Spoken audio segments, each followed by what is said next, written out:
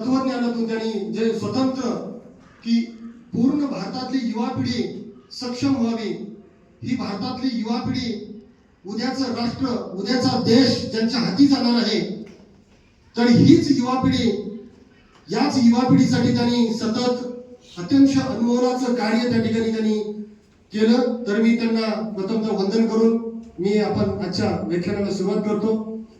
मला प्रत्येकाचे हात वरती पाहिजेत, प्रत्येकाचे हात वरती पाहिजेत आणि आपण प्रत्येकाने टाळ्या वाजवायच्या पाहिजे. कारण आपण या ठिकाणी आपल्या स्वतःसाठी टाळ्या केल्या, या टाळ्या आपल्या स्वतःसाठी. मोबाईल आहे कोणाकडे? जर मोबाईल असेल तर पहिला बंद करा, मोबाईल असेल तर पहिला बंद करा. कारण मी जे काय 30 मिनिटं सांगणार आहे मित्रांनो, हे 30 मिनिटं तुमच्या आयुष्यातली फार महत्वाची आहेत. कारण तुम्हाला शब्द न शब्द या ठिकाणी जे मी सांगल तो तुमच्या कानामध्ये साठवून ठेवायचा आहे. कारण हे शब्द किंवा असे लेक्चरर्स फार कमी येतात, एवढंच मी तुम्हाला सांगू शकेल.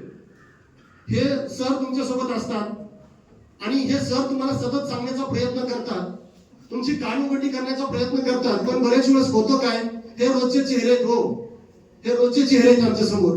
तर आम्हाला त्यांचं काही वाटत नाहीये. म्हणजे ते किती तळमळीने शिकवतात, माझ्या आई वडिलांनी किती कष्ट केलंय, माझ्या पुढे कोणती परिस्थिती आहे, याचं गांभीर्य, याचं जे गांभीर्य आहे, याचं गांभीर्य हे कधी कळतं आपल्याला? त्याचं गांभीर्य केव्हा कळतं? ज्यावेळेस एखादी जबाबदारी आपल्या खांद्यावरती येते त्यावेळेस त्याचं गांभीर्य आपल्याला कळायला चालू होतं. तोपर्यंत काय होतं, तोपर्यंत दिवस पूर्ण निघून गेलेले असतात. मित्रांनो, हेच आपल्याला पुढे दाखवून देणारी एक छोटीशी गोष्ट मी सांगणार आहे तुम्हाला. ऐकायचं सांगणारी गोष्ट आपल्याला ऐकायची का? ओके. तर काय होतं मित्रांनो की एक मठाधिपती होते आणि फार मोठा मठ होता आणि या मठामध्ये बरेचसे जवळपासच्या पंचक्रोशीतील मुलं, जसे आपण या अमृत वाहिनीला शिकण्यासाठी आलो, अमृत वाहिनीचं काहीतरी एक नाव आहे. या ठिकाणून जी मुलं बाहेर पडतात डिग्री घेऊन, डिप्लोमा होऊन, ते खरंच मार्केटमध्ये काहीतरी करतात, नावा रूपाला येतात. हे आपण कुठून तरी ऐकलेलं असतं, आपल्या आई वडिलांनी ऐकलेलं असतं. म्हणून काय वाटतं की या ठिकाणी ऍडमिशन घ्यावं, इथले डिसिप्लिन चांगले आहे, इथून दिलं जाणारं शिक्षण चांगलं आहे आणि हेच शिक्षण जर मी घेतलं तर माझ्या जीवनाला कलाटणी भेटेल, माझं जीवन हे खरोखर सुंदर असं मोगऱ्याच्या फुलाप्रमाणे दरवळलं जाईल.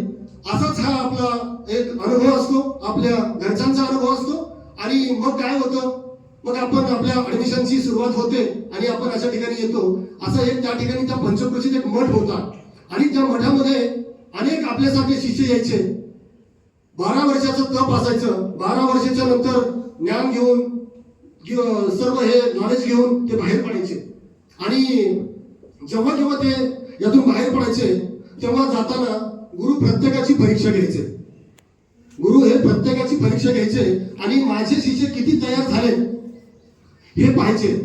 आणि हे पाहण्यासाठीच एके दिवशी मठाधिपतीने असं ठरवलं, कारण मठाधिपती